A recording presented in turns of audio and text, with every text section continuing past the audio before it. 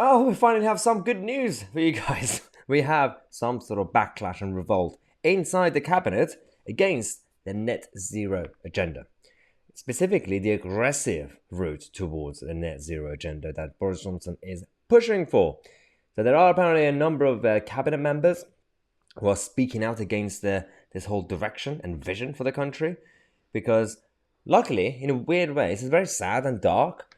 But the recent news that we have about the energy crisis that could happen, that's gonna happen, it happened so early on that we could use that as a backlash to hopefully force the establishment to reverse the whole direction.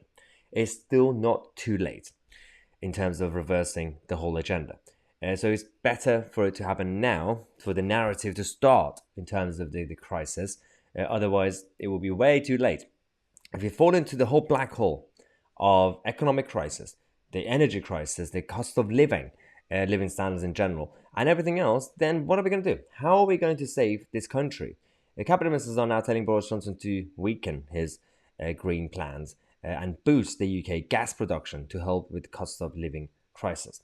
The experts are now saying that they're warning that energy bill rises will threaten to double the number of families suffering fuel stress to 5 million. And that's just the extreme level of it. That 5 million is the ones who are literally at the bottom of the bottom. It doesn't mean that the rest of the population will be fine. Everybody will suffer unless you're very, very rich. And this is why this whole debate is very important. If he wants to win the next election, and the whole Tory party, how are they taking this risk? I have no idea. So one cabinet minister has told the Telegraph that Britain should not be running towards the net zero so aggressively with the most aggressive targets in the world. That's one of the main issues, by the way, because even when it comes to the whole COP26 gang kind of discussion and debate, the UK could be proud to say that, hey guys, we're doing really well in terms of cutting the emissions and everything else like that. Fine, they could brag. Yet we're still going with the most aggressive targets for net zero. That minister has said we've stigmatized the gas, and that's wrong. Gas has to be part of the answer, and nuclear, but okay. But when it comes to gas, that's the other issue. Like we're completely rejecting all other options.